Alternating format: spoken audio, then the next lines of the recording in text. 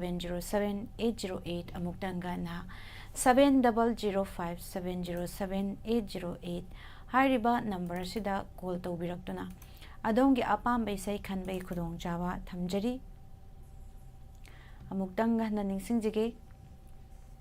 kagi sizinajariba contact number 7005-707-808 hairiba number sida call tawbiraktuna adongi apamba isai khanbai khudong jawa thamjari ngasigi ahanba caller kanano haibadu yengminasi hello hello hello taye tajare hello ming laifam haibiu ai yailpung nongbangdagi soijam bimal madam kari mathel jabiragi ngasigi lokatari ironba ado kari sai khanbi doino thorom asida saruk ya birakpa yang gomina sakpa ai ren du khanjadre ai au ba ai idra lagaro de ado isai gi saireng base birmani hasnamba ado isai se kana kana tamina gadoino ai koi ta min na gadala mi hajarake haibi koi da tele jeni ko hajarake ada da putih dan da bihari aknya apa tapasa tapi data thachari isai khudol tamjarage mayam puna taminasi birmani haisnambagi mayekta yangnu golmaina sagliba isaini ngai khigadara haina sayoba isai khudol tamjage mayam puna taminasi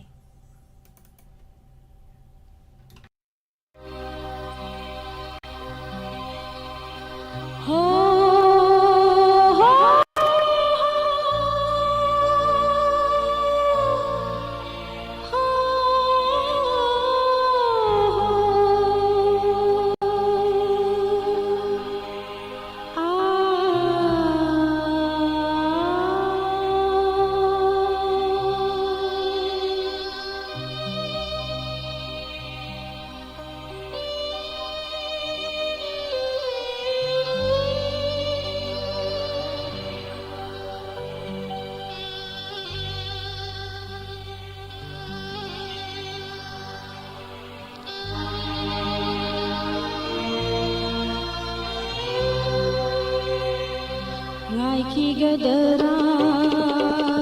lagle roidaba mabu yengki sirane ayu thajainungi ani gigu hai kapi gadara ni sinduna wari satra sirane ayu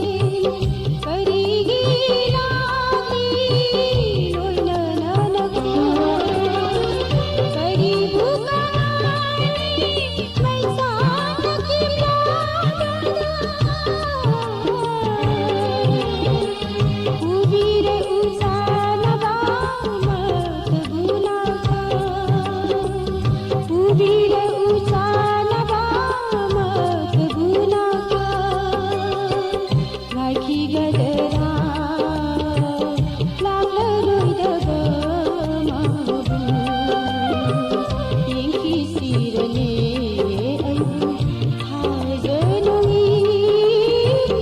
ꯑꯅꯤꯒꯤ ꯀꯨꯝꯍꯩ ꯀꯞꯈꯤꯒꯗꯔꯥ ꯅꯤꯡꯁꯤꯡꯗꯨꯅ ꯋꯥꯔꯤ ꯆꯠꯂꯁꯤꯔꯅꯦ ꯑꯩꯕꯨ ꯀꯥꯏꯅ ꯃꯩꯁꯥ ꯎꯗꯨꯅ ꯉꯥꯏꯈꯤꯒꯗꯔꯥ ꯂꯥꯛꯂꯔꯣꯏꯗꯕ ꯃꯥꯕꯨ ꯍꯣ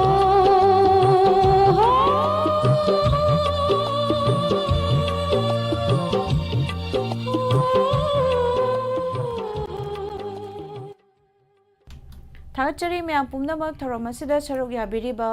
ꯑꯃꯗꯤ ꯃꯤꯠꯌꯦꯡ ꯇꯥꯕꯤꯔꯤꯕ ꯄꯨꯝꯅꯃꯛ ꯊꯥꯒꯠꯄ ꯐꯣꯡꯗꯣꯛꯆꯔꯤ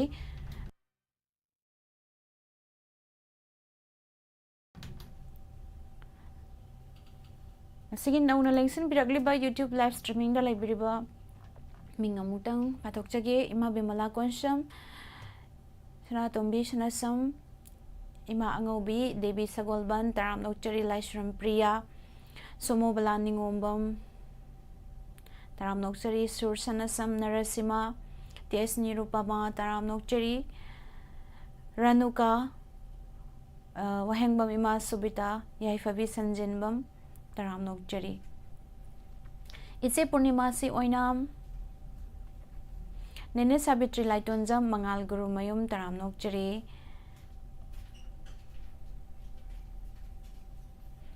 ꯊꯥꯒꯠꯆꯔꯤ ꯃꯌꯥꯝ ꯄꯨꯝꯅꯃꯛ ꯃꯊꯪꯒꯤ ꯀꯣꯂꯔ ꯑꯃꯃꯨꯛ ꯂꯧꯈꯠꯆꯒꯦ ꯍꯜꯂꯣ ꯍꯜꯂꯣ ꯇꯥꯖꯔꯤ ꯃꯤꯡ ꯂꯩꯐꯝ ꯍꯥꯏꯕꯤꯌꯨ ꯇꯧꯖꯔꯛꯏꯕ ꯑꯩꯁꯦ ꯅꯝꯕꯣꯜ ꯐꯣꯏꯖꯤꯡ ꯆꯤꯡꯗꯒꯤ ꯍꯋꯥꯏꯕ ꯃꯤ ꯏꯕꯣꯇꯧꯕ ꯁꯥꯔꯤꯕꯣ ꯑꯆꯧꯕ ꯀꯔꯤ ꯃꯊꯦꯜ ꯆꯥꯕꯤꯔꯒꯦ ꯉꯁꯤꯁꯤꯕꯨ ꯉꯁꯤꯗꯤ ꯍꯋꯥꯏ ꯊꯣꯡꯉꯦ ꯍꯋꯥꯏ ꯊꯣꯡꯉꯦ ꯅꯣꯡ ꯆꯨꯕꯤꯗꯕ꯭ꯔꯣ ꯅꯣꯡꯁꯦ ꯉꯁꯥꯏ ꯑꯗꯨꯝ ꯄꯔꯞ ꯄꯔꯞ ꯇꯥꯔꯝꯃꯤ ꯉꯔꯥꯡꯁꯨ ꯑꯗꯨꯝ ꯇꯥꯔꯝꯃꯤ ꯍꯧꯖꯤꯛꯇꯤ ꯑꯃꯨꯛ ꯇꯥꯗ꯭ꯔꯦ ꯈꯤꯛꯄꯧ ꯈꯤꯛꯇ꯭ꯔꯦ ꯍꯥꯏꯇꯥꯔꯦꯗ ꯑꯗꯣ ꯑꯗꯥꯏꯗꯗꯤ ꯏꯁꯤꯡ ꯏꯆꯥꯎꯒꯤ ꯍꯥꯏꯕꯗꯤ ꯏꯁꯤꯡ ꯆꯥꯎꯕꯒꯗꯤ ꯊꯣꯛꯇꯕ꯭ꯔꯣ ꯏꯁꯤꯡ ꯆꯥꯎꯕꯗꯤ ꯇꯨꯔꯦꯟꯗ ꯀꯪꯁꯤꯜꯂꯒ ꯂꯧꯕꯨꯛ ꯂꯣꯝ ꯍꯔꯥꯎꯗ ꯈꯔꯗꯤ ꯍꯦꯟꯒꯠꯂꯛꯏꯅꯤ ꯀꯥ ꯍꯦꯟꯅ ꯑꯣꯏꯕꯗꯤ ꯑꯣꯏꯗ꯭ꯔꯦꯗ ꯊꯥꯒꯠꯆꯔꯤ ꯑꯗꯣ ꯀꯔꯝꯕ ꯏꯁꯩ ꯈꯟꯕꯤꯗꯣꯏꯅꯣ ꯀꯩꯅꯣ ꯏꯀꯥꯏꯕꯅ ꯁꯤꯔꯦ ꯐꯤꯂꯝꯗꯒꯤ ꯗꯤꯄꯛ ꯀꯅꯥꯎꯕꯣꯏꯒ ꯁꯛꯃꯤꯟꯅꯕ ꯑꯝꯇ ꯇꯥꯖꯒꯦꯕ ꯑꯗꯣ ꯏꯁꯩꯁꯦ ꯀꯅꯥ ꯀꯅꯥ ꯁꯛꯃꯤꯟꯅꯒꯗꯣꯏꯅꯣ ꯗꯤꯄꯛ ꯀꯅꯥꯎꯕꯣꯏꯒ ꯅꯠꯇꯤꯌꯦ ꯏꯁꯩꯁꯦ ꯀꯅꯥ ꯀꯅꯥ ꯇꯥꯃꯤꯟꯅꯗꯣꯏꯅꯣ ꯍꯥꯏꯕ ꯀꯩꯅꯣꯒ ꯗꯥꯏꯃꯟ ꯇꯤꯚꯤ ꯌꯦꯡꯕꯤꯔꯤꯕ ꯔꯦꯗꯤꯑꯣ ꯋꯥꯎꯍꯣꯡ ꯇꯥꯕꯤꯔꯤꯕ ꯈꯨꯠꯁꯦꯝ ꯔꯦꯗꯤꯑꯣ ꯇꯥꯕꯤꯔꯤꯕ ꯂꯥꯏꯚ ꯆꯥꯠꯇ ꯂꯩꯕꯤꯔꯤꯕ ꯃꯌꯥꯝ ꯄꯨꯂꯞꯅ ꯑꯣꯏꯅ ꯇꯥꯃꯤꯟꯅꯔꯒ ꯁꯤꯜꯂꯒ ꯊꯥꯒꯠꯆꯔꯤ ꯍꯣꯏ ꯍꯣꯏ ꯏꯟꯗ꯭ꯔꯀꯨꯃꯥꯔ ꯅꯣꯡꯃꯩ ꯀꯥꯞꯄꯝꯒꯤ ꯃꯌꯦꯛꯇ ꯄꯣꯏꯔꯩ ꯊꯣꯛꯆꯣꯝꯅ ꯁꯩꯔꯥꯡꯂꯤꯕ ꯏꯁꯩ ꯑꯁꯨꯛ ꯐꯖꯕ ꯃꯥꯏꯇꯣꯡꯁꯤꯕꯨ ꯍꯥꯏꯔꯤꯅ ꯁꯩꯍꯧꯕ ꯏꯁꯩ ꯈꯨꯗꯣꯜ ꯇꯝꯖꯒꯦ ꯃꯌꯥꯝ ꯄꯨꯟꯅ ꯇꯥꯃꯤꯟꯅꯁꯤ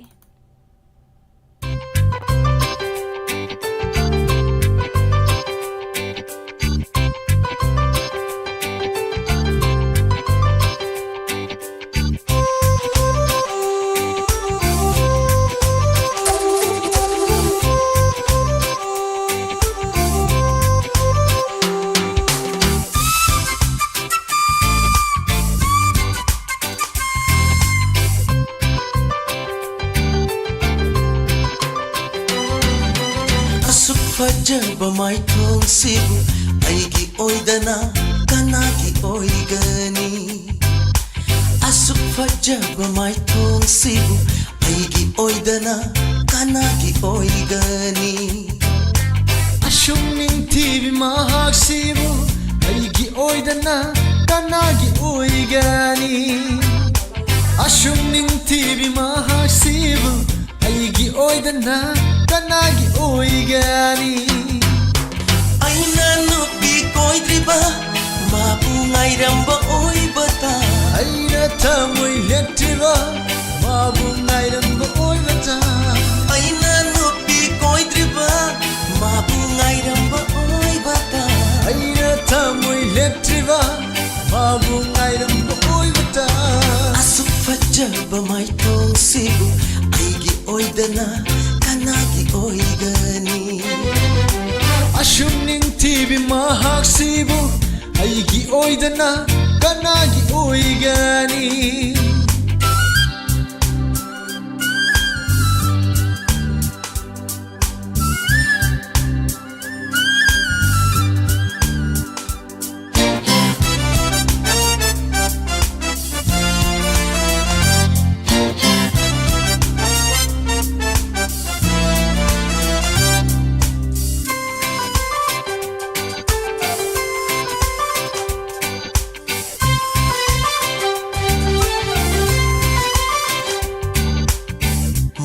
ꯃꯤꯒꯤ ꯑꯣꯏꯈ꯭ꯔꯕ ꯍꯤꯡꯂꯨꯕ ꯀꯥꯟꯅꯗ꯭ꯔꯦ ꯃꯄꯣꯛꯁꯦ ꯃꯥꯅ ꯃꯤꯒꯤ ꯑꯣꯏꯈ꯭ꯔꯕ ꯁꯤꯈꯤꯕꯅ ꯐꯔꯦ ꯃꯄꯣꯛꯁꯦ ꯃꯥꯅ ꯃꯤꯒꯤ ꯑꯣꯏꯈ꯭ꯔꯕ ꯍꯤꯡꯂꯨꯕ ꯀꯥꯟꯅꯗ꯭ꯔꯦ ꯃꯄꯣꯛꯁꯦ ꯃꯥꯅ ꯃꯤꯒꯤ ꯑꯣꯏꯈ꯭ꯔꯕ ꯁꯤꯈꯤꯕꯅ ꯐꯔꯦ ꯃꯄꯣꯛꯁꯦ ꯄꯥꯝꯖꯕ ꯃꯥꯕꯨ ꯐꯪꯅꯕ ꯁꯦꯟꯅꯖꯒꯦ ꯅꯨꯃꯤꯠ ꯈꯨꯗꯤꯡ ꯈꯣꯏꯗꯥꯕ ꯃꯥꯕꯨ ꯐꯪꯅꯕ ꯁꯦꯟꯅꯖꯒꯦ ꯅꯨꯃꯤꯠ ꯈꯨꯗꯤꯡ ꯑꯁꯨꯛ ꯐꯖꯕ ꯃꯥꯏꯊꯣꯡꯁꯤꯕꯨ ꯑꯩꯒꯤ ꯑꯣꯏꯗꯅ ꯀꯅꯥꯒꯤ ꯑꯣꯏꯒꯅꯤ ꯑꯁꯨꯛ ꯅꯤꯡꯊꯤꯕꯤ ꯃꯍꯥꯛꯁꯤꯕꯨ ꯑꯩꯒꯤ ꯑꯣꯏꯗꯅ ꯀꯅꯥꯒꯤ ꯑꯣꯏꯒꯅꯤ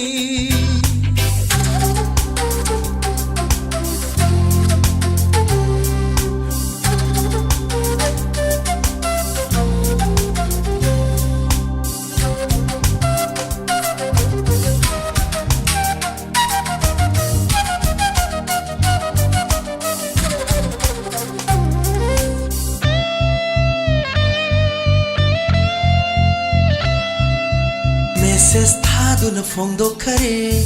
ꯑꯩꯒꯤ ꯊꯃꯣꯏꯒꯤ ꯅꯨꯡꯁꯤꯕ ꯀꯣꯜ ꯇꯧꯗꯨꯅ ꯍꯥꯏꯈꯔꯦ ꯑꯩꯅ ꯅꯪꯕꯨ ꯅꯨꯡꯁꯤ ꯃꯦꯁꯦꯖ ꯊꯥꯗꯨꯅ ꯐꯣꯡꯗꯣꯛꯈꯔꯦ ꯑꯩꯒꯤ ꯊꯃꯣꯏꯒꯤ ꯅꯨꯡꯁꯤꯕ ꯀꯣꯜ ꯇꯧꯗꯨꯅ ꯍꯥꯏꯈꯔꯦ ꯑꯩꯅ ꯅꯪꯕꯨ ꯅꯨꯡꯁꯤ ꯄꯥꯝꯖꯕ ꯄꯥꯎꯈꯨꯝꯗꯤ ꯐꯪꯂꯦ ꯍꯧꯔꯅꯤ ꯅꯨꯡꯁꯤ ꯋꯥꯔꯤ ꯇꯅꯧꯒꯤ ꯈꯣꯟꯖꯦꯜꯗꯨ ꯇꯥꯔꯦ ꯃꯥꯅ ꯑꯩꯕꯨ ꯅꯨꯡꯁꯤ ꯍꯥꯏꯕ ꯑꯁꯨꯛ ꯐꯖꯕ ꯃꯥꯏꯊꯣꯡꯁꯤꯕꯨ ꯑꯩꯒꯤ ꯑꯣꯏꯗꯅ ꯀꯅꯥꯒꯤ ꯑꯣꯏꯒꯅꯤ ꯑꯁꯨꯛ ꯅꯤꯡꯊꯤꯕꯤ ꯃꯍꯥꯛꯁꯤꯕꯨ ꯑꯩꯒꯤ ꯑꯣꯏꯗꯅ ꯀꯅꯥꯒꯤ ꯑꯣꯏꯒꯅꯤ ꯑꯩꯅ ꯅꯨꯄꯤ ꯀꯣꯏꯗ꯭ꯔꯤꯕ ꯃꯥꯕꯨ ꯉꯥꯏꯔꯝꯕ ꯑꯣꯏꯕ ꯇꯥꯏ ꯑꯩꯅ ꯊꯃꯣꯏ ꯂꯦꯞꯇ꯭ꯔꯤꯕ ꯃꯥꯕꯨ ꯉꯥꯏꯔꯝꯕ ꯑꯣꯏꯕ ꯑꯩꯅ ꯅꯨꯄꯤ ꯀꯣꯏꯗ꯭ꯔꯤꯕ ꯃꯥꯕꯨ ꯉꯥꯏꯔꯝꯕ ꯑꯣꯏꯕ ꯇꯥꯏ ꯑꯩꯅ ꯊꯃꯣꯏ ꯂꯦꯞꯇ꯭ꯔꯤꯕ ꯃꯥꯕꯨ ꯉꯥꯏꯔꯝꯕ ꯑꯣꯏꯕ ꯇꯥꯏ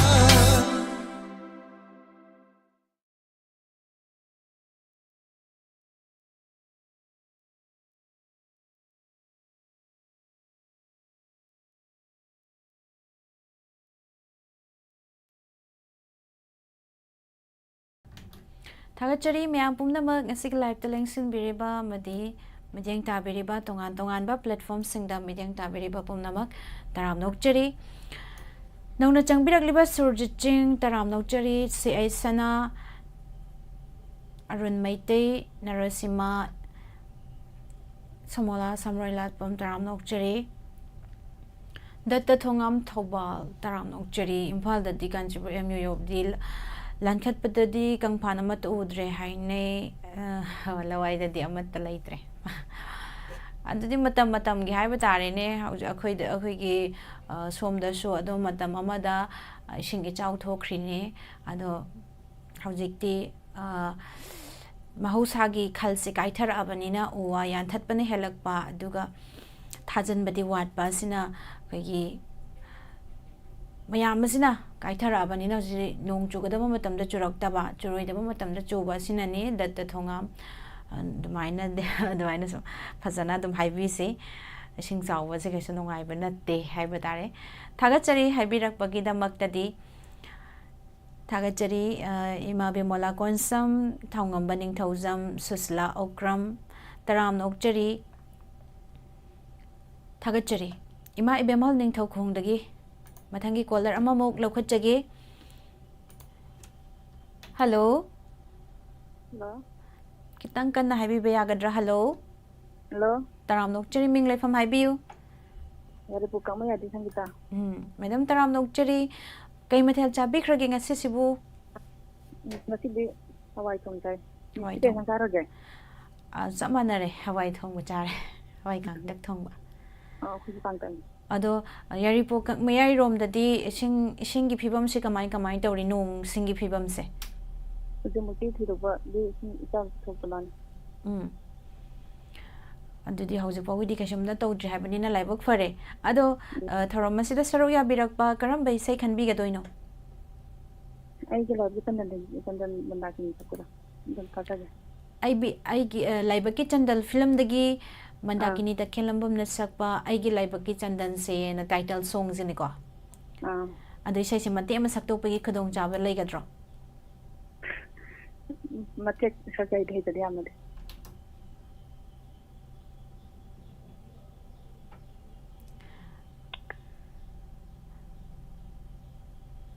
ado sai se kana tamina ga doino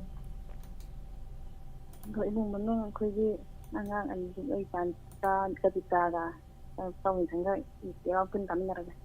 ado sai mate matang khudol tambiramo ai gi sai pasi sandan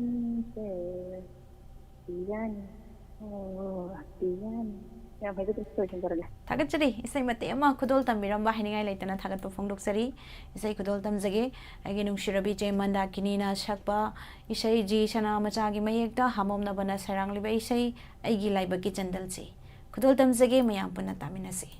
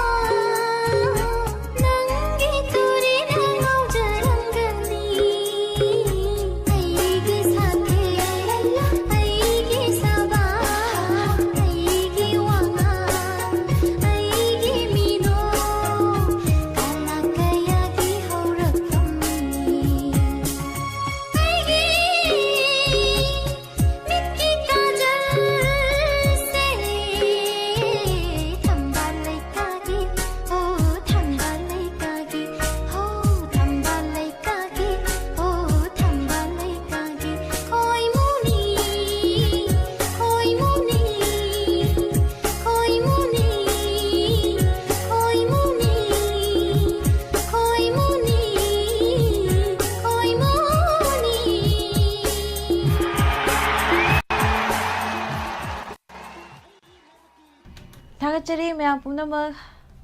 ꯌꯥꯝꯅ ꯐꯖꯔꯕ ꯏꯁꯩ ꯑꯃ ꯃꯌꯥꯝ ꯄꯨꯟꯅ ꯇꯥꯃꯤꯟꯅꯈ꯭ꯔꯦ ꯃꯈꯥ ꯇꯥꯔꯛꯄ ꯑꯁꯤꯗꯤ ꯀꯣꯂꯔ ꯑꯃꯃꯨꯛ ꯂꯧꯈꯠꯆꯒꯦ ꯃꯥꯡ ꯑꯣꯏꯅꯅ ꯅꯧꯅ ꯆꯪꯕꯤꯔꯛꯂꯤꯕ ꯀꯤꯝ ꯈꯨꯃꯟ ꯇꯔꯥꯝ ꯅꯣꯛꯆꯔꯤ ꯅꯧꯅ ꯂꯦꯡꯁꯤꯟꯕꯤꯔꯛꯄ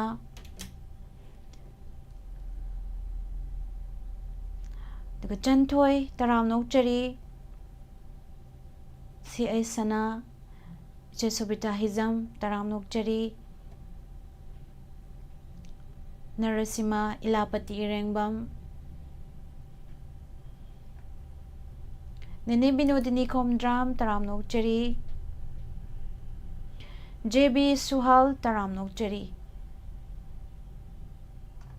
ꯃꯈꯥ ꯇꯥꯔꯛꯄ ꯀꯣꯂꯔ ꯑꯃꯃꯨꯛ ꯂꯧꯈꯠꯆꯒꯦ ꯔꯥꯅꯤ ꯉꯥꯉꯣꯝ ꯊꯥꯒꯠꯄ ꯐꯣꯡꯗꯣꯛꯆꯔꯤ ꯇꯔꯥꯝ ꯅꯣꯛꯆꯔꯤ ꯍꯜꯂꯣ ꯍꯜꯂꯣ ꯇꯔꯥꯝ ꯅꯣꯛꯆꯔꯤ ꯌꯥꯇꯣꯡꯗꯒꯤ ꯅꯃꯥꯏꯅꯥ ꯈꯨꯟꯕꯤꯅꯦ ꯏꯃꯥ ꯏꯅꯥ ꯈꯨꯟꯕꯤ ꯇꯔꯥꯝ ꯅꯣꯛꯆꯔꯤ ꯀꯔꯤ ꯃꯊꯦꯜ ꯇꯥꯅꯤ ꯆꯥꯕꯤꯔꯒꯦ ꯉꯁꯤꯗꯣ ꯍꯋꯥꯏ ꯊꯣꯡꯕ ꯆꯥꯏ ꯑꯩꯁꯨ ꯍꯋꯥꯏ ꯊꯣꯡꯕ ꯑꯗꯣ ꯏꯃꯥ ꯍꯣꯏꯒꯤ ꯂꯝꯗꯗꯤ ꯁꯨꯝ ꯅꯣꯡꯁꯦ ꯈꯖꯤꯛ ꯆꯨꯕꯅ ꯁꯨꯝ ꯏꯃꯥꯏ ꯆꯣꯜꯂꯛꯄꯅ ꯏꯝꯐꯥꯜ ꯇꯨꯔꯦꯜꯗꯤ ꯑꯗꯨꯝ ꯄꯥꯊꯣꯛꯑꯦ ꯍꯥꯏꯕ ꯇꯥꯔꯦ ꯑꯗꯣ ꯏꯃꯥ ꯍꯣꯏꯔꯣꯝꯗꯗꯤ ꯉꯁꯥꯏꯋꯥꯏ ꯆꯨꯔꯝꯃꯦꯕ ꯍꯧꯖꯤꯛꯇꯤ ꯑꯃꯨꯛ ꯍꯥꯡꯉꯦ ꯑꯗꯣ ꯏꯁꯤꯡ ꯏꯆꯥꯎ ꯏꯁꯤꯡ ꯑꯩꯈꯣꯏꯒꯤꯗꯤ ꯊꯨꯝꯕ ꯈꯣꯠꯄꯗꯤ ꯇꯧꯗꯕ꯭ꯔꯥ ꯏꯃꯥ ꯍꯣꯏꯔꯣꯝꯗꯤ ꯏꯁꯤꯡ ꯐꯥꯎꯗꯤ ꯊꯨꯝꯗꯦꯕꯀꯣ ꯏꯁꯤꯡꯗꯤ ꯊꯨꯝꯗꯦ ꯑꯗꯨꯒ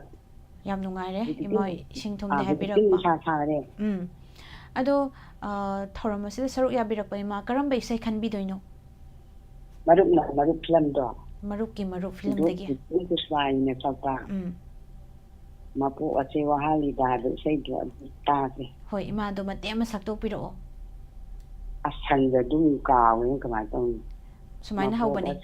ꯃꯄꯣꯛ ꯑꯁꯦ ꯑꯝꯇ ꯍꯧꯔꯛꯎꯅꯦ ꯏꯆꯥꯅ ꯃꯄꯣꯛ ꯑꯁꯦ ꯋꯥꯍꯜꯂꯤꯗ ꯅꯨꯡꯁꯤ ꯍꯩꯇꯦꯗ ꯅꯨꯡꯗꯝꯕ ꯅꯪꯁꯤ ꯏꯃꯥ ꯑꯃꯨꯛ ꯁꯛꯄꯤꯔꯛꯑꯣ ꯃꯇꯦꯛ ꯑꯃ ꯑꯩ ꯏꯃꯥꯗ ꯍꯥꯏꯖꯕꯅꯦ ꯃꯄꯣꯛ ꯑꯁꯦ ꯋꯥꯍꯜꯂꯤꯗ ꯁꯤ ꯍꯩꯇꯦꯗ ꯁꯨꯝ ꯊꯝꯃꯒꯦ ꯃꯊꯪꯗ ꯐꯖꯅ ꯇꯝꯃꯒꯦ ꯍꯣꯏ ꯏꯃꯥ ꯋꯥꯃꯟꯒꯤꯔꯦ ꯏꯁꯩ ꯁꯛ ꯑꯗꯣ ꯌꯥꯗꯦ ꯏꯁꯩꯁꯦ ꯀꯅꯥ ꯇꯥꯃꯤꯟꯅꯒꯗꯣꯏꯅꯣ ꯏꯆꯥꯁꯨ ꯇꯥꯃꯤꯟꯅꯔꯁꯤ ꯑꯗꯒꯤ ꯑꯩꯒꯤ ꯏꯅꯥꯎꯅꯨꯄꯤ ꯀꯝꯄꯥꯁꯅꯥ ꯑꯗꯒꯤ ꯀꯩꯅꯣ ꯏꯃꯥ ꯊꯃꯥꯒ ꯌꯥꯇꯣꯡꯗꯩ ꯉꯥꯛꯇꯅꯤ ꯍꯣꯏ ꯑꯗꯩ ꯃꯌꯥꯝ ꯗꯥꯏꯃꯟꯒꯤ ꯇꯥꯔꯤ ꯃꯌꯥꯝ ꯄꯨꯂꯞ ꯇꯥꯃꯤꯟꯅꯔꯁꯤ ꯏꯁꯩꯁꯨ ꯁꯟꯖꯗꯕꯩ ꯇꯠꯈ꯭ꯔꯦꯗ ꯐꯣꯟ ꯐꯪꯕꯁꯨ ꯍꯔꯥꯎꯃꯟꯗꯅ ꯍꯣꯏ ꯏꯃꯥꯁꯦ ꯆꯍꯤ ꯍꯨꯝꯐꯨꯗꯤ ꯐꯣꯟꯁꯦ ꯍꯦꯜꯂꯝꯃꯒꯅꯤ ꯄꯥꯛ ꯐꯪꯗꯦꯕꯀꯣ ꯉꯁꯤꯗꯤ ꯌꯥꯝ ꯋꯥꯅ ꯐꯪꯉꯦ ꯑꯗꯣ ꯏꯃꯥꯁꯦ ꯆꯍꯤ ꯍꯨꯝꯐꯨꯗꯤ ꯍꯦꯜꯂꯕ ꯅꯠꯇ꯭ꯔꯣ ꯆꯍꯤ 64 ꯁꯨꯔꯦ ꯑꯩ ꯑꯗꯨꯗꯤ ꯅꯣꯡꯃꯥꯏꯖꯤꯡꯒꯤ ꯑꯍꯜꯒꯤ ꯊꯧꯔꯝꯗꯣ ꯑꯗꯨꯗ ꯁꯔꯨꯛ ꯌꯥꯕꯤꯈ꯭ꯔꯕ ꯏꯃꯥꯁꯦ ꯐꯣꯟ ꯐꯪꯗꯕ ꯌꯥꯔꯒꯦ ꯀꯔꯤ ꯗꯥꯏꯂꯣꯒ ꯑꯃ ꯍꯩꯕ꯭ꯔꯥ ꯍꯩꯇ ꯄꯤꯊꯣꯛ ꯄꯤꯁꯜꯂ ꯂꯣꯏꯔꯦ ꯑꯗꯣ ꯐꯣꯟꯗꯤ ꯐꯪꯗ꯭ꯔꯤꯕ ꯍꯧꯖꯤꯛ ꯐꯥꯎꯗꯤꯀꯣ ꯑꯗꯩ ꯐꯪꯕ ꯉꯗꯤ ꯑꯗꯨꯝ ꯐꯪꯉꯤ ꯃꯁꯤꯗꯤ ꯑꯗꯨ ꯅꯣꯡꯃꯥꯏꯖꯤꯡ ꯅꯨꯃꯤꯠꯇꯁꯨ ꯁꯔꯨꯛ ꯌꯥꯕꯤꯔꯛꯑꯣ ꯏꯃꯥ ꯑꯍꯜꯒꯤ ꯊꯧꯔꯝꯗꯀꯣ ꯍꯣꯏ ꯊꯥꯒꯠꯆꯔꯤ ꯏꯁꯩ ꯑꯁ ꯈꯨꯗꯣꯡ ꯑꯩꯗꯣ ꯀꯩꯅꯣ ꯅꯈꯣꯏꯅ ꯄꯨꯁꯄꯥꯗ ꯅꯣꯏꯅꯤ ꯇꯧꯕꯗꯣ ꯑꯁ ꯌꯥꯝ ꯅꯨꯡꯉꯥꯏ ꯇꯥꯕ ꯅꯣꯏꯒꯤ ꯄ꯭ꯔꯣꯒꯥꯝꯁꯦ ꯑꯩ ꯑꯗꯨꯝ ꯄꯨꯡ ꯀꯨꯟꯃꯔꯤ ꯑꯗꯨꯝ ꯇꯥꯕꯅꯤ ꯁꯨꯡꯂꯦꯞ ꯂꯦꯞꯇꯕ ꯈꯪꯕ꯭ꯔꯥ ꯍꯣꯏ ꯏꯁꯄꯦꯛꯇꯔ ꯇꯌꯥꯏ ꯄꯨꯛꯅꯤꯡ ꯋꯥꯔꯣꯟ ꯐꯣꯟ ꯇꯧꯔꯛꯇꯕ ꯋꯥꯅꯦꯕꯀꯣ ꯑꯗꯨꯝ ꯇꯥꯕꯗꯤ ꯂꯦꯞꯇꯦꯕ ꯑꯩꯅꯅꯦ ꯈꯨꯄꯤ ꯅꯝꯕꯗꯣ ꯍꯣꯏ ꯑꯗꯨꯝ ꯅꯝꯕꯅꯤ ꯅꯪꯒꯤꯁꯨ ꯄꯨꯁꯄꯥꯒꯤꯁꯨ ꯑꯗꯒꯤ ꯑꯃ ꯅꯨꯄꯤ ꯑꯃ ꯃꯃꯤꯡ ꯀꯥꯎꯈ꯭ꯔꯦ ꯑꯅꯣꯏꯕꯤꯗꯣ ꯍꯣꯏ ꯕꯤꯟꯗꯤꯌꯥ ꯍꯣꯏ ꯕꯤꯟꯗꯤꯌꯥꯒꯤꯁꯨ ꯕꯤꯟꯗꯤꯌꯥꯅ ꯄꯥꯏꯕ ꯀꯥꯟꯗ ꯐꯣꯟ ꯇꯧꯋꯦꯕꯀꯣ ꯅꯝꯕꯗꯤ ꯁꯨꯡ ꯐꯪꯗꯦ ꯄꯨꯁꯄꯥꯗ ꯐꯪꯗꯦ ꯅꯪ ꯑꯩꯈꯣꯏꯅꯤ ꯈꯔ ꯂꯛ ꯆꯥꯟꯅꯩ ꯔꯥꯁꯤꯗꯨꯅꯦ ꯅꯪꯅ ꯇꯧꯔꯤꯀꯥꯟꯗ ꯄꯕꯠ ꯅꯝꯕ ꯑꯗꯨꯗꯅꯦ ꯌꯥꯝ ꯅꯨꯡꯉꯥꯏ ꯏꯆꯥꯅ ꯑꯩꯒꯤ ꯐꯣꯟ ꯄꯥꯏꯗꯣꯛꯄ ꯊꯥꯒꯠꯆꯔꯤ ꯏꯃꯥ ꯇꯧꯕꯨ ꯇꯧꯔꯛꯑꯗꯤ ꯑꯗꯨꯝ ꯄꯥꯏꯈꯠꯂꯗꯧꯅꯤ ꯍꯣꯏ ꯏꯆꯥꯁꯤ ꯌꯥꯝ ꯅꯨꯡꯁꯤ ꯃꯃꯥꯅ ꯀꯔꯤꯝꯇ ꯇꯧꯕ ꯉꯝꯗꯦ ꯃꯃꯥꯗꯣ ꯂꯥꯏꯔꯕꯤ ꯑꯣꯏꯗꯅ ꯁꯤꯗꯤ ꯌꯥꯝ ꯄꯤꯅꯤꯡꯕ ꯌꯥꯝ ꯇꯧꯅꯤꯡꯕ ꯑꯩꯗꯤ ꯎꯄꯥꯏ ꯂꯩꯇꯕꯩꯅꯤꯀꯣ ꯏꯃꯥꯒꯤ ꯋꯥꯍꯩꯗꯨꯗ ꯄꯦꯟꯖꯔꯦꯗ ꯏꯃꯥ ꯂꯥꯏꯚ ꯇꯧꯕꯗꯤ ꯇꯣꯛꯇꯕꯅꯦ ꯑꯩꯅ ꯏꯃꯥꯅ ꯑꯗꯨꯝ ꯌꯨꯇ꯭ꯌꯨꯕꯇ ꯌꯦꯡꯕꯤ ꯍꯥꯏꯕꯗꯣ ꯑꯗꯨꯅ ꯄꯦꯟꯖꯔꯦ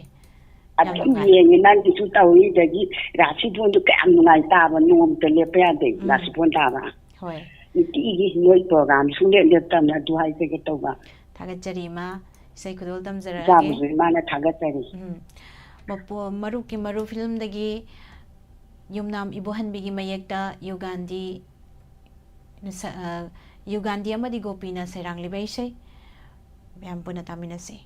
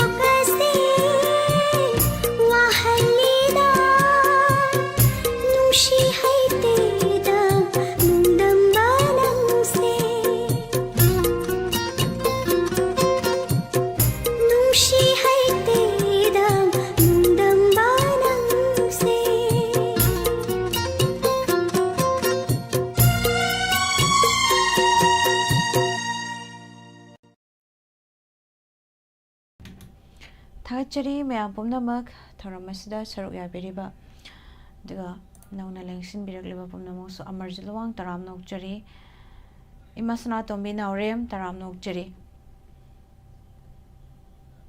Joya taram nokchari Ravindra Sadam taram nokchari Sarat Jongtham ibung kasardagi taram nokchari amuk thoramse ani isai saknasi hariba thoramsidana ani pullaga tawje duga live phone in program dadi adum amumam tawe hayeng na ani pullaga hangsina muk miss pusparani muk tagani dumaina muk tawe punna phamba amumuk phambani amumuk na single phamna bani hai tare ibung kasar saitapati iche saitapati maibam taram nokchari ibung sagakpum anjan pumna makpu taram nokchari amukta saktriba isai ni hantak yamna yam nungsibaini nungsimanbaini haina web series ama thorakpado adugi isai dune amukta saktri hai tare do amutang di try tawjage na khali adu yengjage mati amatang soikiba lankiba se ngakpigani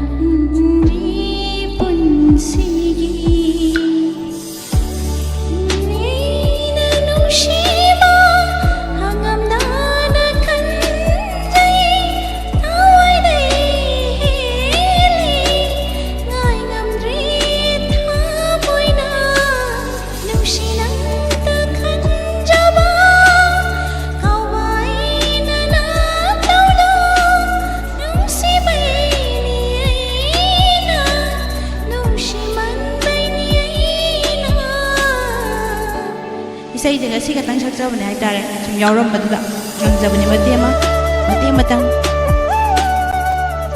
matangi caller ma mulo khotchage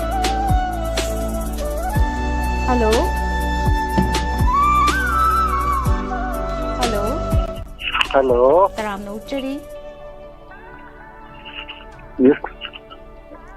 ming lai fam hai biu pickup tagi sursana samhoi kap tagi sir gasi sibu kari mathel chabirage ngasi yakoi togri thong saugri ado atopa saugri gi akoi bada mathel dugi akoi bada kari yaubige akoi bada ising khara chamna nganam masam yauge wow adu dei khangning isi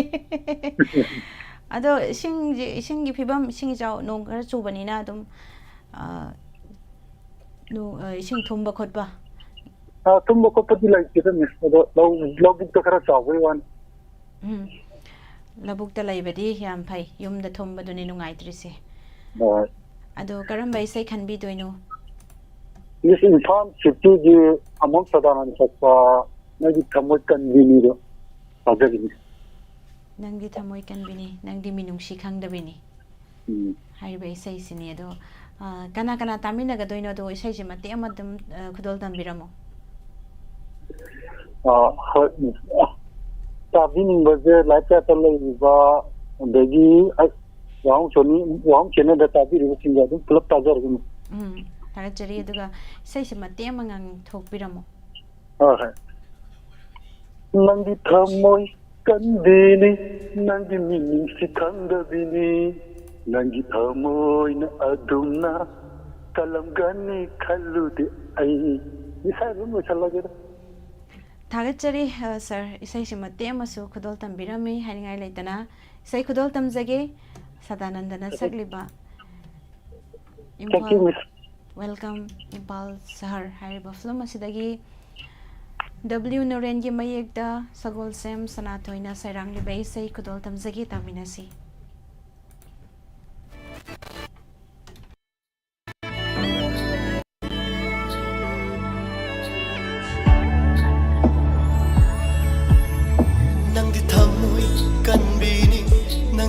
ꯃꯤꯅꯨꯡꯁꯤ ꯈꯪꯗꯕꯤꯅꯤ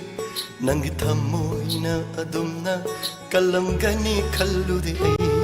ꯅꯪꯗꯤ ꯊꯃꯣꯏ ꯀꯟꯕꯤꯅꯤ ꯅꯪꯗꯤ ꯃꯤꯅꯨꯡꯁꯤ ꯈꯪꯗꯕꯤꯅꯤ ꯅꯪꯒꯤ ꯊꯃꯣꯏꯅ ꯑꯗꯨꯝꯅ ꯀꯜꯂꯝꯒꯅꯤ ꯈꯜꯂꯨꯗꯦ ꯑꯩ ꯀꯔꯤ ꯏꯔꯥꯜ ꯂꯩꯗꯨꯅ ꯅꯪꯅ ꯑꯩꯕꯨ ꯀꯐꯜꯂꯤꯕ ꯅꯪꯅ ꯍꯥꯏꯕꯗ ꯌꯥꯔꯦ ꯈꯟꯗꯨꯅ ꯑꯩꯕꯨ ꯃꯤꯔꯥꯏꯔꯤꯕ ꯅꯠꯇꯔꯥ ꯅꯪꯒꯤ ꯊꯃꯣꯏ ꯀꯟꯕꯤꯅꯤ ꯅꯪꯗꯤ ꯃꯤꯅꯨꯡꯁꯤ ꯈꯪꯗꯕꯤꯅꯤ ꯅꯪꯒꯤ ꯊꯃꯣꯏꯅ ꯑꯗꯨꯝꯅ ꯀꯜꯂꯝꯒꯅꯤ ꯈꯜꯂꯨꯗꯦ ꯑꯩ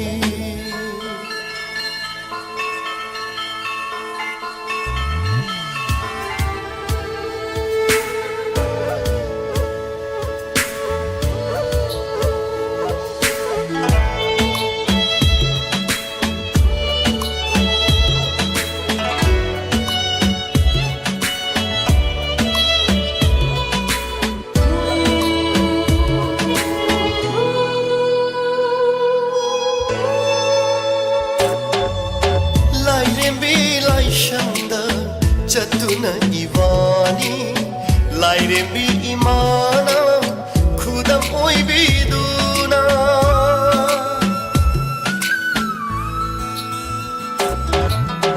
अइगिदमक लेप्लनी वासखिबा नंगना काइनबद करिगे किद्रिबा ngasiदी अइंगोंदा तनत्तना मपुदा सुमिनम्नी अइंगोंदा तनत्तना मपुदा सुमिनम्मी मधुगी चैराक्ति सोइदना फंगनी नंग नंदी थमोय कन्बीनी नंदी मिनुंगसी खंगदबीनी नंगी थमोयना अदुमना कलमगनी खल्लुदे अई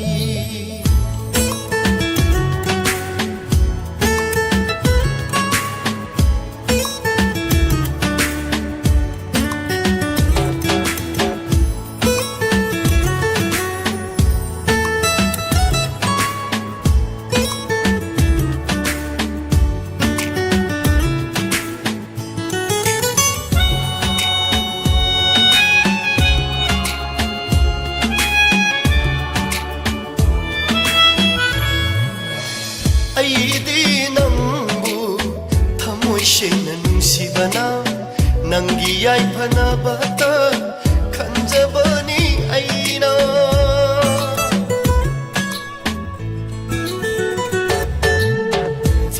फंगलबनीना ओइजबना हाकी पामरबनीना नाहतबुमीना नंगीदा मवाजखीवा नंगीदा मखंजखीवा अमोब आईबुदी पामलमलनी ने काइनबा नंदी थमोय कन्बीनी नंदी मिनुंगसी खंगदबीनी नंगी थमोयना अदुमना कलमगनी खल्लुदे अई नंदी थमोय कन्बीनी नंदी मिनुंगसी खंगदबीनी नंगी थमोयना अदुमना कलमगनी खल्लुदे अई नंदी थमोय कन्बीनी कन्बीनी कन्बीनी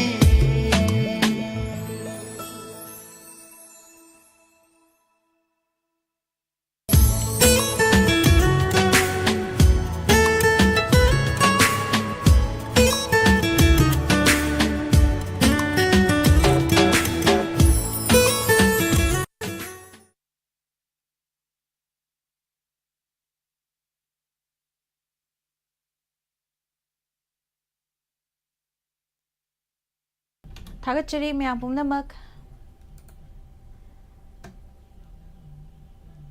एकागरी तराम नोकचरी इमा इबेमा गुरुमयुम दुगा नने हेलेन युमखाइबम लाइश्रम प्रिया फोटो बनी सुफंग फंग देनाय अदुम तौबी होनबियो अदुगा इमा कुमाम बिमोलता तराम नोकचरी Arun Meitei Ibung Jiten 1 2 3 Ningthoujam Joya Stalin fun box तराम नोकचरी गायत्री हेरो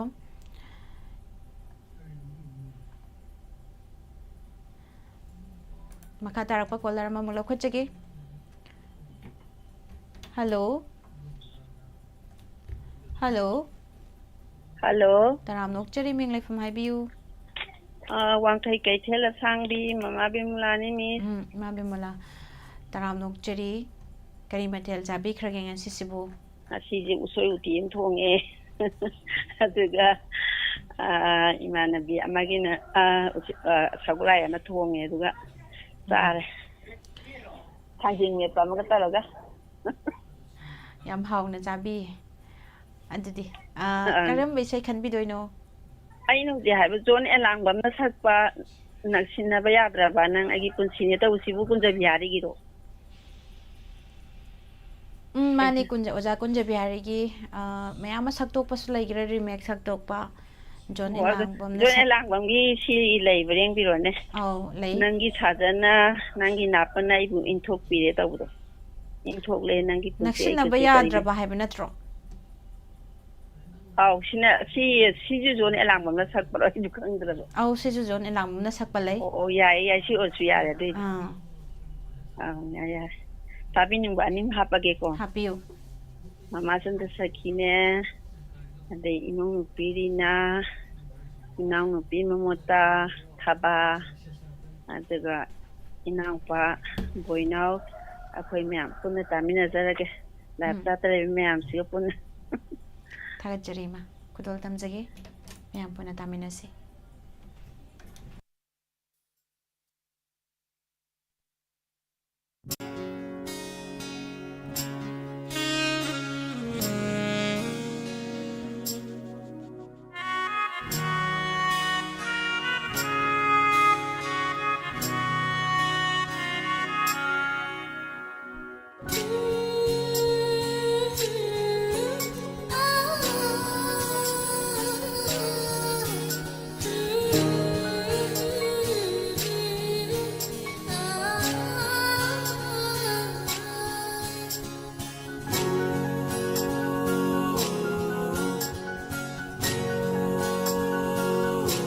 ꯅꯛꯁꯤꯟꯅꯕ ꯌꯥꯗ꯭ꯔꯕ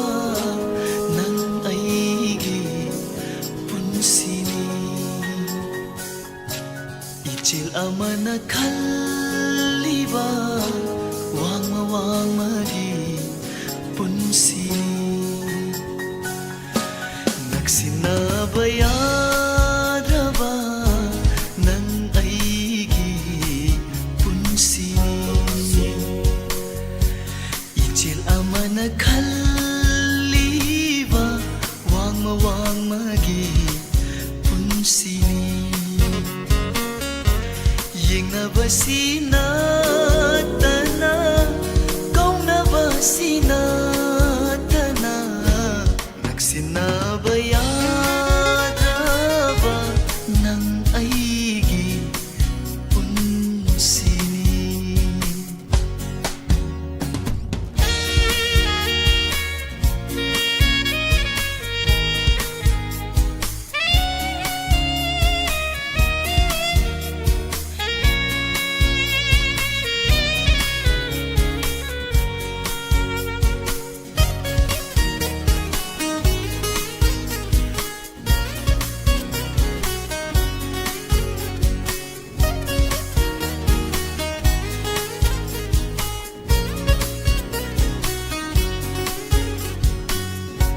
ꯁꯥꯐꯨ ꯀꯜꯂꯕ ꯏꯆꯦꯜꯁꯤꯅ ꯏꯔꯩ ꯑꯃꯨꯛ ꯂꯥꯛꯄꯗ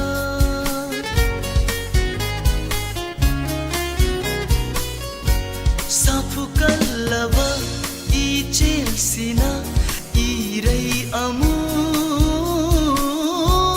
ꯂꯥꯛꯄꯗ ꯌꯩꯔꯔꯤ ꯇꯥꯇꯅ ꯇꯝꯊꯤꯅ, ꯌꯩꯔꯔꯤ ꯇꯥꯇꯅ ꯇꯝꯊꯤꯅ ꯐꯥꯖꯤꯜꯂꯕ ꯊꯃꯣꯏ ꯇꯣꯔꯕꯥꯟꯗ ꯈꯥꯝꯖꯕ ꯊꯦꯝꯖꯕ ꯉꯝꯗꯅ ꯅꯛꯁꯤꯟꯅꯕ ꯌꯥꯗ꯭ꯔꯕ ꯅꯪ ꯑꯩꯒꯤ ꯄꯨꯟꯁꯤꯅꯤ, ꯏꯆꯦꯜ ꯑꯃꯅ ꯈꯜꯂꯤꯕ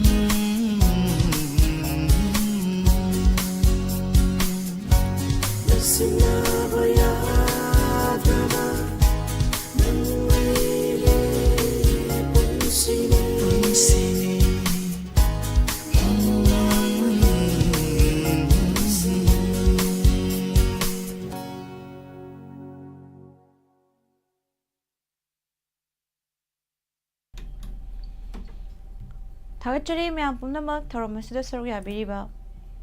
Kaka Samarendra Haikruzam Taram Nokchari Ningthozam Ima Bimola Gayatri Hairom Thabal Jongbola ke sakpiru Oji Sayam Kana Sakpayadri Akram Piari Taram Nokchari Naubi Thoksom Loisilak pada isang ima kudol tamjagi Dolores Need Laishram Taram Nokchari Handsome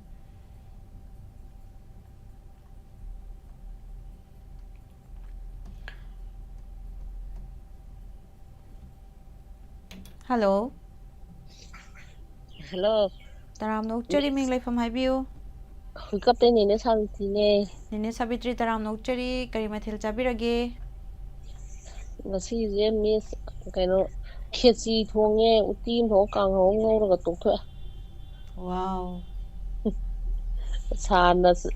Hoa the Gi Miss Soin Hansa, but they do standing in a toy how open. How well. Miss Lilayam Pazeko. Thank you, Nene. Some Pazay, Miss this. I miss that I know she drove an in Oh, yeah, maybe. Miss Nirmala didn't see that God, Miss Nirmala, Logi, but what? That's a howling, but it is. Yam Pazay, Miss. Hi, thank you. Yam Taganing. Miss Adong, see the say say got the candidate some mean a color, but I got that one neighbor go. Koi moon, Kang, but Koi moon, not a wood. I be say that. Koi moon, Kwang Jing, but Koi moo, the wood. Oh, Miss Ado, I want high give a miss. I did. Atum Hogalak Patabo was Halaga, Special Tayata to Evoco. The Special Tayata, Loraga, Miss Keeping up and Makai Torum di Tare. Other than Mr. Matan di Piesta, I had a higher Madum was Kang Diva. I don't talk Panida. Talk Padi. I do talk like Diva. I do Tang Takan, but Jangi, I did see Loy Radish minus Sanga Kanda, she did them talk like Pani, Habado, Kangagadi, right lighted. Oh, adu tahan tar aina ne ko adumba ara sipan kari karagido adu taning bani phangdre haba adu phangde du khore wai go la kan thira kan de adai di akhaga phangaga mukchang ne yaure adai di amu ꯏꯁꯩ ꯅꯨꯡꯉꯩ ꯀꯔꯤ ꯀꯔꯥꯗꯒꯤ ꯃꯤꯁ ꯄꯨꯁꯄꯥꯔꯥꯅꯤꯅ ꯄꯥꯊꯣꯛꯄ ꯄꯥꯎ ꯅꯨꯡꯗꯣ ꯈꯔ ꯇꯥꯔꯦ ꯑꯗꯨ ꯂꯣꯏꯔꯒ ꯏꯁꯩ ꯑꯃꯨꯛ ꯇꯥꯊꯣꯛꯑꯦ ꯃꯤꯁ ꯕꯤꯟꯗꯤꯌꯥꯅ ꯌꯥꯝ ꯁꯟꯇꯣꯛꯏꯅꯦ ꯕꯥꯔꯣꯒꯤꯗꯨꯗꯤ ꯍꯣꯏ ꯍꯣꯏ ꯑꯗꯒꯤ ꯑꯃꯨꯛ ꯑꯗꯨ ꯂꯣꯏꯔꯦ ꯑꯗꯒꯤ ꯄꯨꯛꯅꯤꯡꯒꯤ ꯋꯥꯔꯣꯜ ꯅꯨꯡ ꯇꯥꯔꯦ ꯁꯤ ꯑꯃꯨꯛ ꯇꯥꯔꯦ ꯁꯤ ꯂꯣꯏꯔꯒ ꯐꯤ ꯁꯥꯕꯁꯨ ꯍꯧꯒꯠꯂꯗꯝꯅꯤ ꯅꯦꯅꯦ ꯀꯔꯤ ꯐꯤ ꯁꯥꯔꯤꯅꯣ ꯔꯥꯅꯤ ꯐꯤ ꯁꯥꯏꯌꯦ ꯔꯥꯅꯤ ꯐꯤ ꯁꯥꯏꯌꯦ ꯑꯁ ꯀꯔꯤ ꯀꯔꯤ ꯃꯆꯨꯒꯗꯤ ꯁꯥꯒꯦ ꯑꯗꯣ ꯑꯩꯈꯣꯏ ꯃꯆꯨ ꯑꯉꯧꯕ ꯍꯧꯔꯦꯗꯅ ꯑꯗꯨꯒꯅꯦ ꯃꯆꯨ ꯃꯆꯨ ꯐꯦꯟꯕ ꯃꯥꯅ ꯑꯄꯥꯝꯕ ꯁꯤ ꯐꯦꯟꯕꯤꯌꯨ ꯁꯤ ꯇꯧꯕꯤꯔꯣꯅ ꯍꯥꯏꯕꯗꯣ ꯑꯣ ꯅꯦꯅꯦ ꯑꯗꯣ ꯌꯣꯟꯕꯁꯦ ꯊꯥꯕꯁꯦ ꯀꯌꯥꯃꯨꯛꯇꯗꯤ ꯊꯥꯏ ꯑꯗꯨꯗꯤ ꯂꯩ ꯂꯩꯗ ꯄꯨꯔꯦ ꯂꯩ ꯂꯩꯗ ꯄꯨꯔꯦꯗꯤꯀꯣ 12 ꯌꯣꯟꯕꯁꯨ ꯂꯩ ꯑꯗꯒꯤ 10 ꯈꯛꯇꯪ ꯄꯤꯕꯁꯨ ꯂꯩ ꯑꯗꯒꯤ ꯑꯩꯈꯣꯏꯒꯤ ꯅꯥꯡ ꯀꯣꯄꯤꯒꯥꯅ ꯃꯔꯛꯇ ꯑꯗꯨ ꯑꯩꯈꯣꯏꯒꯤ ꯃꯄꯥꯟꯗ ꯃꯆꯥ ꯈꯛꯇ ꯕꯣർഡꯔ ꯃꯆꯥ ꯑꯃ ꯆꯠꯂꯒ ꯃꯔꯛꯇ ꯀꯕꯣꯛ ꯈꯔ ꯀꯨꯡꯅ ꯆꯥꯏ ꯑꯗꯨꯅ 9,000ꯒꯁꯨ ꯄꯤꯗꯦ ꯅꯥꯡ ꯀꯣꯠꯄꯤꯅ 4,500ꯒꯁꯨ ꯑꯗꯨꯝ ꯌꯣꯜꯂꯦ ꯑꯗꯨꯗꯤ ꯂꯩ ꯂꯩꯗ ꯄꯨꯔꯦ ꯑꯣ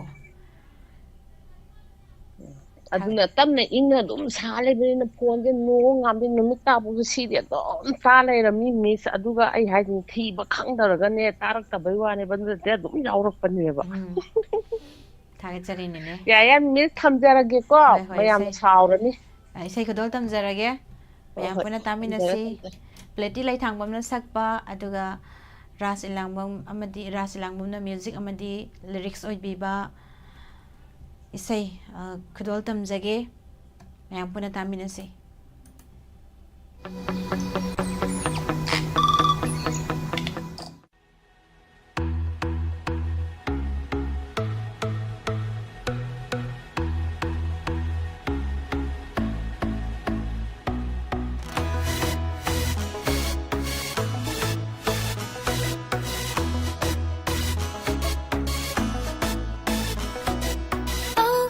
ꯈꯣꯏꯗꯥꯕ ꯅꯪꯅꯤ ꯃꯤꯠ ꯇꯥꯕ ꯂꯩꯀꯣꯜ ꯈꯨꯗꯤꯡ ꯂꯝꯗꯪꯕ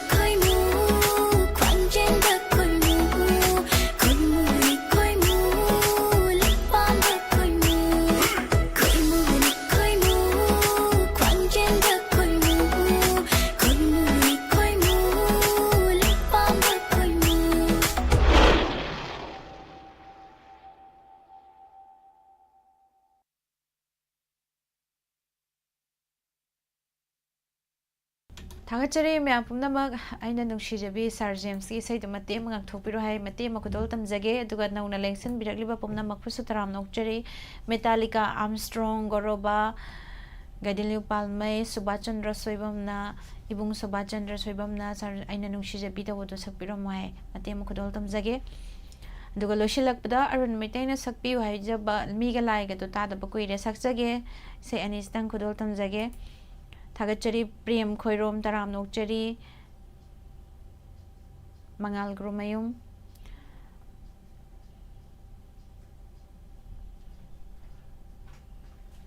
दोलतम जगे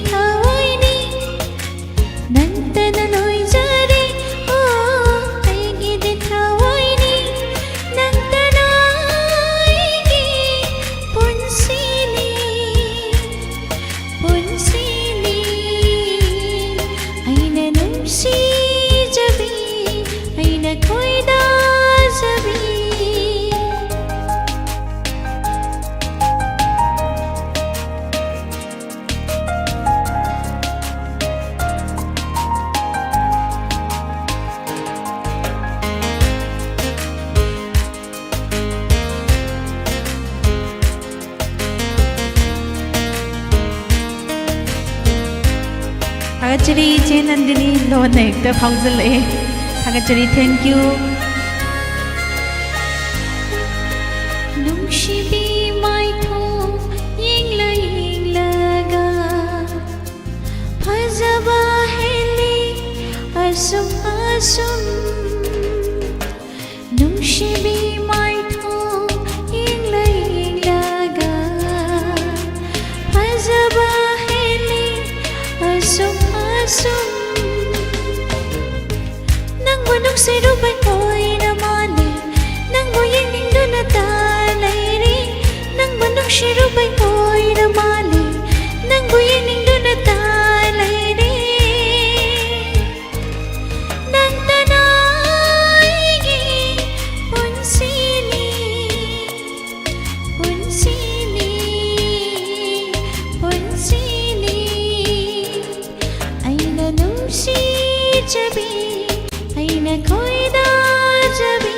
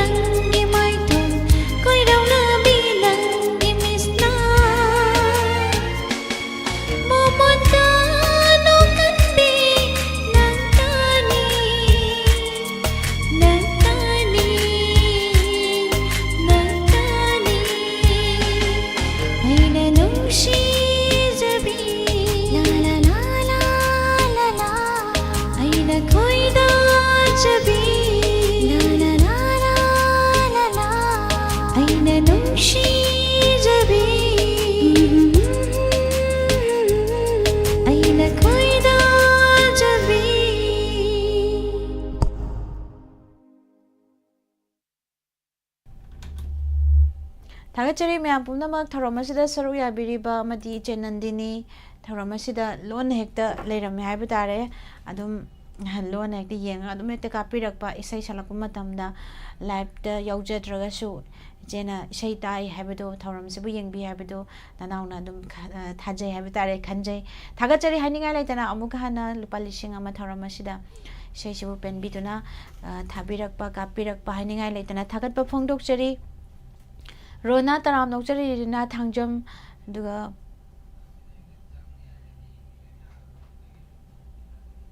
ꯄ꯭ꯔꯦꯝ ꯈꯨꯔꯣꯝ ꯊꯥꯒꯠꯆꯔꯤ ꯈꯨꯕꯥꯛ ꯈꯨꯕꯤꯕ ꯍꯥꯏꯅꯤꯡꯉꯥꯏ ꯂꯩꯇꯅ ꯃꯦꯇꯥꯂꯤꯀꯥ ꯎꯗꯕ ꯀꯨꯏꯔꯦ ꯍꯥꯏꯕꯤꯔꯛꯄ ꯏꯆꯥ ꯁꯨꯕꯤꯇꯥ ꯍꯩꯖꯝ ꯒꯥꯌꯇ꯭ꯔꯤ ꯍꯩꯔꯣꯝ ꯏꯃꯥ ꯁꯨꯕꯤꯇꯥ ꯇꯔꯥꯝ ꯅꯣꯛꯆꯔꯤ ꯊꯥꯒꯠꯆꯔꯤ ꯖꯌꯥ ꯏꯂꯥꯡꯀꯥꯏ ꯇꯔꯥꯝ ꯅꯣꯛꯆꯔꯤ ꯏꯂꯥꯄꯇꯤ ꯑꯗꯨꯒ ꯂꯥꯏꯁ꯭ꯔꯝ ꯄ꯭ꯔꯤꯌꯥ ꯉꯁꯤꯒꯤ ꯃꯈꯥ ꯇꯥꯔꯛꯄ ꯀꯣꯂꯔ ꯂꯧꯈꯠꯆꯒꯦ ꯍꯜꯂꯣ ꯍꯜꯂꯣ ꯏꯆꯜ ꯀꯥꯏꯈꯨꯝꯗꯕ ꯎꯠꯆꯔꯤ ꯊꯥꯒꯠꯆꯔꯤ ꯏꯕꯨꯡ ꯃꯤꯡ ꯑꯃꯒ ꯂꯩꯐꯝ ꯍꯥꯏꯕꯤꯌꯨ ꯑꯩ ꯐꯣꯟ ꯇꯧꯖꯔꯛꯏꯁꯦ ꯅꯤꯡꯊꯦꯝ ꯈꯨꯃꯟ ꯀꯋꯥ ꯅꯃꯥꯏꯔꯛꯐꯝ ꯂꯩꯀꯥꯏ ꯏꯕꯨꯡ ꯅꯤꯡꯊꯦꯝ ꯇꯔꯥꯝ ꯅꯣꯛꯆꯔꯤ ꯀꯔꯤ ꯃꯊꯦꯜ ꯆꯥꯈ꯭ꯔꯒꯦ ꯑꯁꯤꯗꯤ ꯏꯔꯣꯟꯕ ꯑꯃ ꯇꯧꯈ꯭ꯔꯦ ꯏꯁꯤꯡ ꯃꯔꯛꯁꯤꯗ ꯒ꯭ꯌꯥꯟ ꯃꯦꯟ ꯇꯥꯗꯦ ꯏꯆꯦ ꯑꯝꯇ ꯇꯥꯊꯣꯛꯀꯦ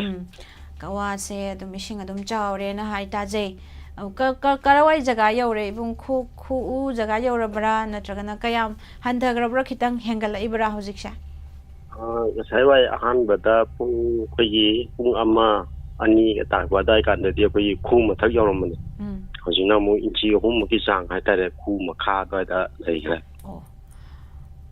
ꯑꯃꯨꯛꯁꯨ ꯑꯃꯨꯛ ꯅꯣꯡꯁꯦ ꯇꯥꯔꯛꯑꯗꯤ ꯍꯦꯟꯒꯠꯂꯛꯀꯗꯧꯔꯤꯕꯅꯤ ꯇꯧꯔꯤꯁꯦ ꯃꯥꯅꯤ ꯃꯥꯅꯤ ꯑꯗꯣ ꯂꯦꯟ ꯄꯣꯠ ꯇꯥꯕꯒꯤ ꯆꯩ ꯑꯋꯥꯕ ꯀꯣꯛ ꯍꯥꯞꯇ꯭ꯔꯤꯉꯩꯗ ꯑꯃꯨꯛ ꯏꯁꯤꯡ ꯑꯃꯨꯛ ꯆꯥꯎꯁꯜꯂꯦ ꯑꯗꯣ ꯄꯣꯠ ꯆꯩ ꯀꯩꯀꯥꯗꯤ ꯂꯣꯏꯅ ꯃꯊꯛꯇ ꯊꯥꯡꯒꯠꯍꯧꯔꯕ꯭ꯔꯥ ꯍꯥꯏꯗꯤ ꯏꯁꯤꯡ ꯊꯨꯝꯕ ꯌꯥꯕ ꯖꯒꯥꯗ ꯂꯩꯕ ꯉꯔꯥꯡ ꯄꯨꯡ 9-9 ꯑꯗꯨꯋꯥꯏꯗꯒꯤ ꯄꯥꯎꯁꯦ ꯈꯔ ꯇꯥꯔꯦ ꯑꯗꯨꯅ ꯑꯩꯈꯣꯏꯅ ꯁꯨꯝ ꯍꯥꯟꯅ ꯑꯦꯔꯦꯟꯖ ꯇꯧꯁꯜꯂ ꯊꯝꯃꯦ ꯑꯗꯨꯒ ꯉꯁꯥꯏ ꯑꯌꯨꯛ ꯀꯥꯏꯕꯁꯤ ꯀꯩꯅꯣꯒꯤ ꯑꯗꯨꯋꯥꯏꯗ ꯀꯥꯏꯕꯖꯥꯠꯅꯤ ꯑꯣꯏꯅꯥꯝ ꯊꯤꯡꯉꯦꯟꯒꯤꯁꯦ ꯄꯨꯡ ꯑꯩꯈꯣꯏꯒꯤ ꯅꯣꯡꯌꯥꯏ ꯃꯇꯨꯡ ꯅꯠꯇ꯭ꯔꯒ ꯅꯣꯡꯌꯥꯏ ꯃꯃꯥꯡ ꯑꯗꯨꯋꯥꯏ ꯌꯥꯝ ꯅꯛꯅ ꯑꯗ ꯀꯥꯏꯕꯗꯒꯤ ꯑꯩꯈꯣꯏꯗ ꯏꯁꯤꯡ ꯌꯧꯔꯛꯄꯁꯤꯅ ꯅꯣꯡꯉꯥꯜꯂꯛꯄꯒꯤꯗꯣ ꯑꯗꯨꯋꯥꯏ ꯀꯥꯟꯗ ꯇꯞꯅ ꯁꯨꯝ ꯂꯥꯛꯑꯦ ꯑꯗꯨꯒ ꯍꯧꯖꯤꯛꯄꯨꯗꯤ ꯑꯃꯨꯛ ꯍꯟꯊꯔꯦ ꯈꯔ ꯍꯣꯏ ꯏꯕꯨꯡ ꯌꯥꯝ ꯅꯨꯡꯉꯥꯏꯇꯦ ꯏꯁꯤꯡ ꯄꯣꯠ ꯆꯩꯁꯨ ꯊꯨꯝꯕꯁꯤꯁꯨ ꯂꯣꯏꯁꯤꯜꯍꯧꯔꯦ ꯈꯔ ꯉꯟꯅ ꯄꯥꯎ ꯇꯥꯔꯕꯅꯤꯅ ꯍꯣꯏ ꯊꯥꯒꯠꯆꯔꯤ ꯏꯕꯨꯡ ꯏꯁꯩ ꯊꯧꯔꯝ ꯑꯁꯤꯗ ꯁꯔꯨꯛ ꯌꯥꯕꯤꯔꯛꯄ ꯏꯁꯤꯡ ꯏꯁꯩ ꯑꯝꯇꯪ ꯆꯥꯎꯕꯒꯤ ꯇꯥꯊꯣꯛꯀꯦ ꯏꯁꯩꯗꯣ ꯀꯔꯝꯕ ꯏꯁꯩ ꯈꯟꯕꯤꯗꯣꯏꯅꯣ ꯍꯥꯏꯕꯤꯌꯨ ꯑꯩꯈꯣꯏꯒꯤ ꯈꯣꯟꯖꯦꯜ ꯐꯤꯂꯝꯒꯤ ꯁꯅꯥꯇꯣꯟ ꯁꯔꯃꯅ ꯁꯛꯄ ꯑꯋꯥꯕꯗ ꯑꯋꯥꯕ ꯄꯤꯌꯨ ꯅꯨꯡꯉꯥꯏꯕꯗ ꯅꯨꯡꯉꯥꯏꯕ ꯍꯥꯞꯄꯨ ꯄꯥꯝꯖꯒꯅꯤ ꯊꯃꯣꯏꯅ ꯇꯨꯃꯤꯟꯅ ꯍꯧꯅꯕꯤꯅꯤ ꯇꯥꯏꯕꯪꯒꯤ ꯆꯠꯅꯕꯤꯅꯤ ꯃꯥꯂꯦꯝꯒꯤ ꯍꯤꯡꯅꯔꯤꯕ ꯊꯋꯥꯏꯒꯤ ꯇꯧꯕ ꯏꯁꯩꯗꯨ ꯑꯃꯨꯛꯇꯪ ꯊꯥꯒꯦ ꯊꯥꯒꯠꯆꯔꯤ ꯏꯕꯨꯡ ꯑꯋꯥꯕ ꯃꯔꯛꯁꯤꯗ ꯏꯁꯩ ꯇꯥꯊꯣꯛꯄꯁꯤꯁꯨ ꯑꯗꯨꯝ ꯐꯩ ꯋꯥꯈꯜ ꯌꯥꯝꯅ ꯋꯥꯅ ꯂꯩꯕꯁꯤꯁꯨ ꯐꯠꯇꯦ ꯍꯥꯏꯕ ꯇꯥꯔꯦ ꯑꯗꯣ ꯊꯥꯒꯠꯆꯔꯤ ꯏꯕꯨꯡꯅ ꯏꯁꯩ ꯈꯟꯕꯤꯔꯛꯄ ꯈꯣꯟꯖꯦꯜ ꯐꯤꯂꯝꯗꯒꯤ ꯍꯨꯏꯗ꯭ꯔꯣꯝ ꯅꯣꯔꯦꯟꯒꯤ ꯃꯌꯦꯛꯇ ꯁꯛꯂꯤꯕ ꯏꯁꯩꯅꯤ ꯈꯨꯗꯣꯜ ꯇꯝꯖꯒꯦ ꯃꯌꯥꯝ ꯄꯨꯟꯅ ꯇꯥꯃꯤꯟꯅꯁꯤ ꯊꯥꯒꯠꯆꯔꯤ ꯏꯆꯜ ꯊꯥꯒꯠꯆꯔꯤ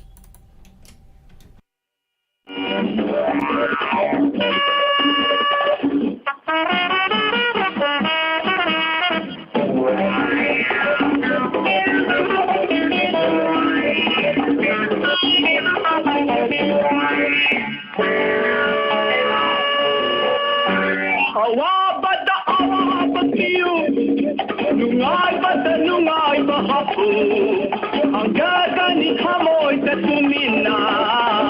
ꯍꯧꯅꯕꯤꯅꯤ ꯄꯨꯟꯁꯤꯒꯤ ꯆꯠꯅꯕꯤꯅꯤ ꯇꯥꯏꯕꯪꯒꯤ ꯍꯤꯡꯅꯔꯤꯕ ꯊꯋꯥꯏꯒꯤ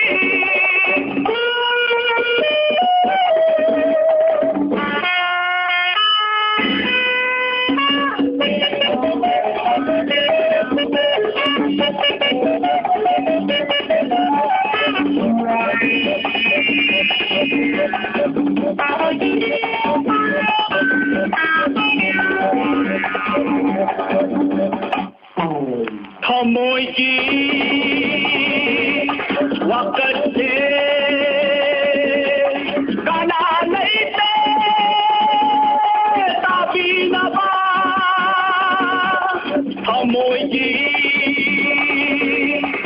wakatse kana leite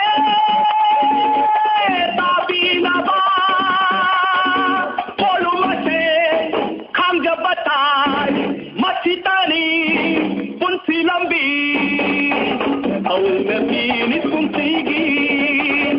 dasnabini taibangi ingnari bakhawaigi awabata awaba piu nungai bahapu hamjagani thamoy da tumina aunabini punsigi dasnabini taibangi ingnari bakhawaigi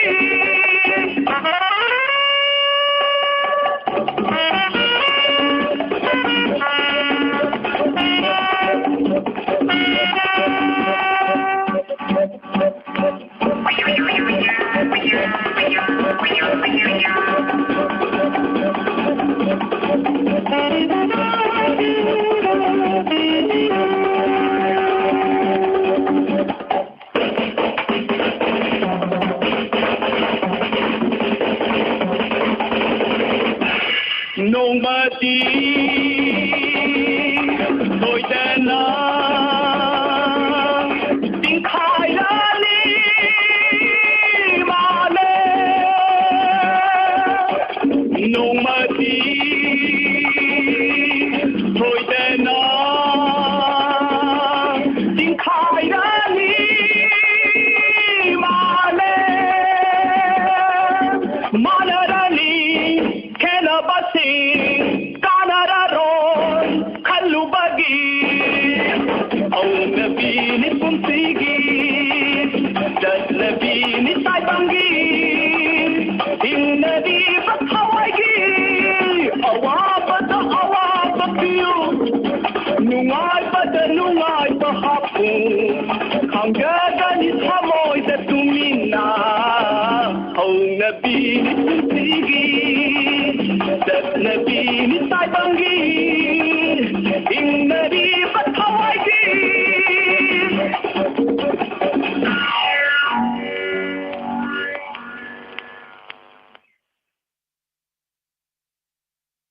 Thagachari myam pumnamak Jilang amba samandaram taram nokchari duga ngasigi thauramasi aroiba caller malokacharaga thauramasi loishanjage Yai Favisan Jenbam Ibung Ning Tem Kuman Taram Nokchari Aroiba caller Kudol Tamjagi Hello Hello Taram Nokchari Ming Leifam Haibiu Ai karan bi khokta ki laisam thamone miss Pabung Taram Nokchari Akari Mathel Chabirage Pabu O ngasi je ti thongba maga chhaupri maga kanchu maga chap ajaye Kuti thongba ma saugri maga kanchu maga Adudi Pabung Lokhat Pa Mata Yaramaroi Hoi ado singkhat nai Oh Pukhamam da hena chaba yaramaroi ba Hoi nama singkhale Oh imana singkhale yam phai mateng pangna basi yam nungsinana leigadabani Hoi ado thauramasida saruya birak pa isai kari isai khanbi doina babu thonggram lakshmi ne sakpa nungsiba nangi mai thongda awaba mami ta babu ai ne hena wajai ne ai bai sai da rajake mi ado babu mate ma sakpirak pa yagadro Oh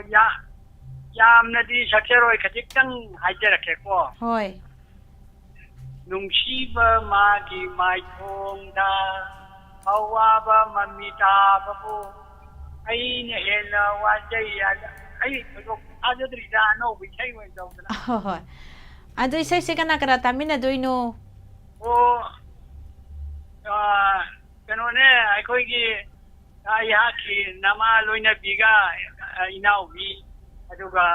ai limthang na laiba ai gi tu lasham charat ai gi ton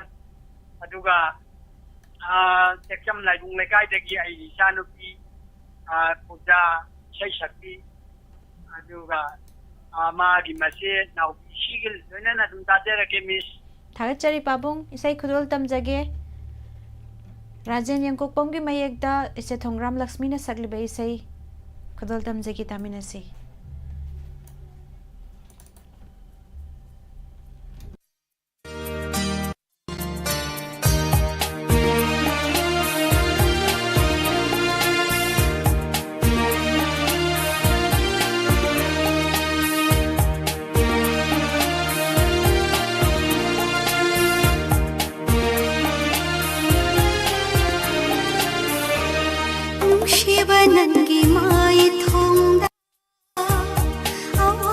mami taraba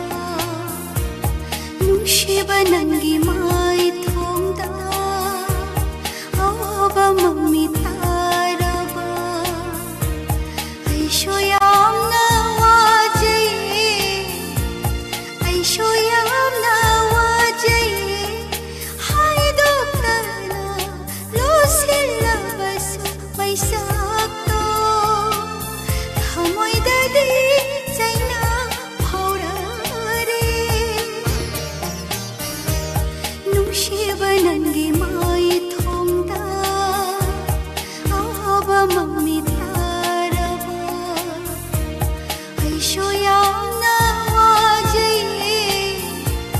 aisho yamna wajaye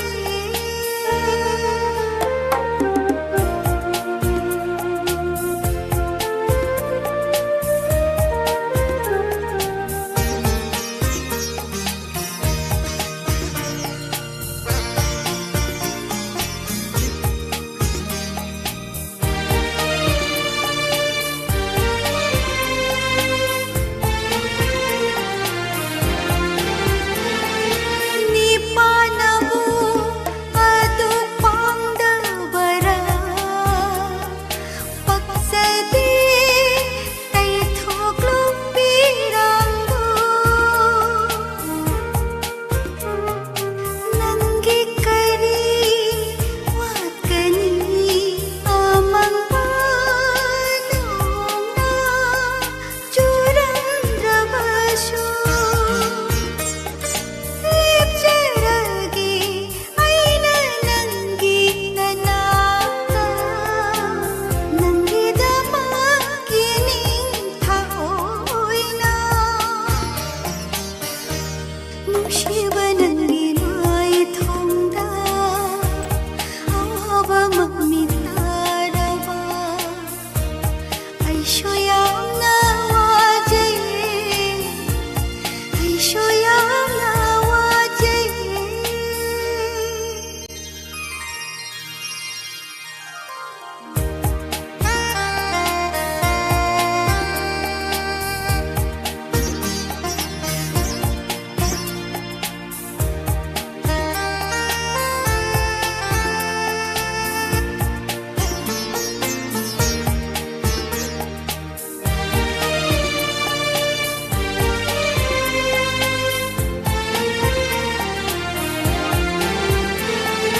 nandi aigi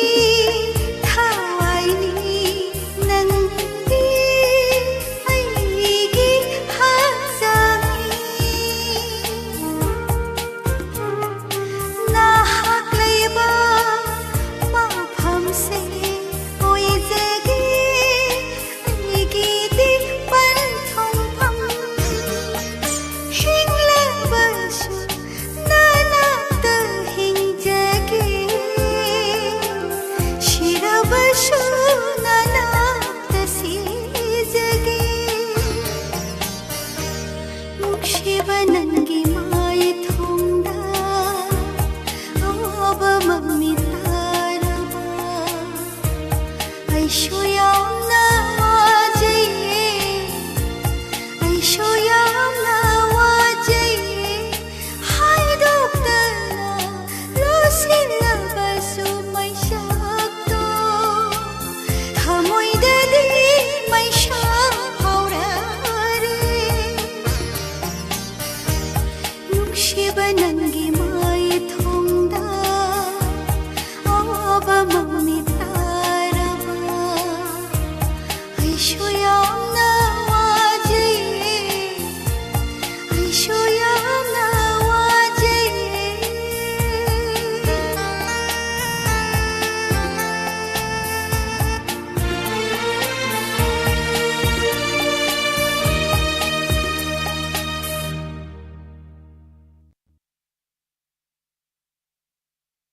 थागतचरी मैम पुमनमक इचेरुबिता तराम नोकचरी समोबला निंगोंबम नौना लेंसन बिरकलिबा पुमनमक विलीवम रोना विली Sa arun mo ito yung sakpira mo tadaba ko ira haibira mo miga lai ka taway sa ito ꯑꯔꯣꯏꯕ ꯑꯣꯏꯅ ꯈꯨꯗꯣꯜ ꯇꯝꯖꯒꯦ ꯀꯤꯝ ꯈꯨꯃꯟ ꯇꯔꯥꯝ ꯅꯣꯛꯆꯔꯤ ꯄ꯭ꯔꯦꯝ ꯈꯣꯏꯔꯣꯝ ꯈꯦꯇ꯭ꯔꯤꯃꯌꯨꯝ ꯏꯕꯨꯡ ꯔꯣꯁꯟ ꯇꯔꯥꯝ ꯅꯣꯛꯆꯔꯤ ꯏꯁꯩ ꯈꯨꯗꯣꯜ ꯇꯝꯖꯒꯦ ꯑꯔꯣꯏꯕ ꯑꯣꯏꯅ ꯃꯌꯥꯝꯗ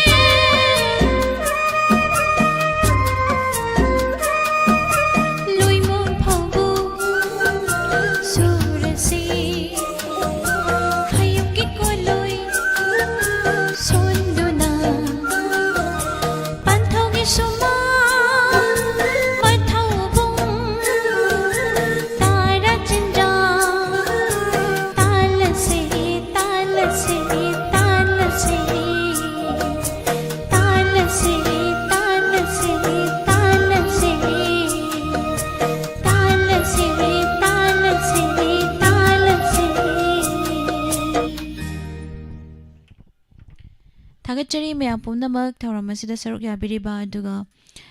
ꯊꯥꯒꯠꯆꯔꯤ ꯑꯔꯨꯟ ꯃꯩꯇꯩꯕꯨꯁꯨ ꯂꯨꯄꯥ 1,000 ꯊꯧꯔꯝ ꯑꯁꯤꯗ ꯀꯥꯞꯄꯤꯔꯛꯄ ꯍꯥꯏꯅꯤꯡꯉꯥꯏ ꯂꯩꯇꯅ ꯄꯨꯛꯅꯤꯡ ꯊꯧꯒꯠꯄꯤꯔꯛꯄ ꯊꯥꯒꯠꯆꯔꯤ ꯄꯨꯝꯅꯃꯛꯄꯨ ꯊꯥꯒꯠꯄ ꯐꯣꯡꯗꯣꯛꯆꯔꯤ ꯃꯈꯥ ꯇꯥꯔꯛꯄ ꯊꯧꯔꯝ ꯑꯁꯤꯗꯤ ꯁꯨꯃꯥꯡ ꯂꯤꯂꯥꯒꯤ ꯗꯥꯏꯂꯣꯛ ꯇꯥꯃꯤꯟꯅꯁꯤ ꯚꯤꯖꯨꯑꯦꯜ ꯑꯣꯏꯅ SKTVꯗ ꯃꯤꯠꯌꯦꯡ ꯇꯥꯕꯤꯌꯨ ꯑꯃꯗꯤ ꯑꯦꯁꯀꯣꯝ ꯀꯦꯕꯜ ꯅꯦꯠꯋꯥꯔꯛ ꯑꯃꯗꯤ GTPL ꯀꯦꯕꯜ ꯅꯦꯠꯋꯥꯔꯛꯇ ꯃꯤꯠꯌꯦꯡ ꯇꯥꯕꯤꯌꯨ ꯊꯥꯒꯠꯆꯔꯤ ꯃꯌꯥꯝ ꯄꯨꯝꯅꯃꯛ ꯏꯆꯦ ꯁꯣꯕꯤꯇꯥ ꯏꯃꯥ ꯕꯦꯃꯣꯂꯥ Konsam 이제 소비다 나로이범 이사 얌나 판세 해비럭바 다갓바 퐁독자리 ngasi thauram asibu thawai hapiriba amadi mapung phan biriba pomnamak thagatba phongdoksari maroina ngasi thauram asida pungning thagat pibai chenandini amadi arun maitai busu thagatba phongdokchari pomnamak nirumla thangjamna amuka hanna khurumjari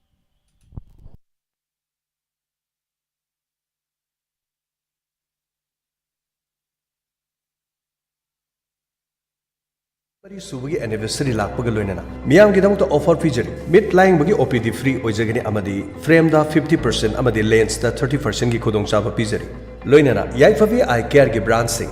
yaifavi eye care khangabok bazar opposite SBI ATM ani subada yaifavi eye care lamsang bazar ahum subada sur hospital kakching lamkhai branch akopa marol gidama call to view 73959 amukahana 73959 Yaifavi eye care gi tonga tonga branch ahum da thamjari ba khudong chaba sing asi mi hamna lobiyo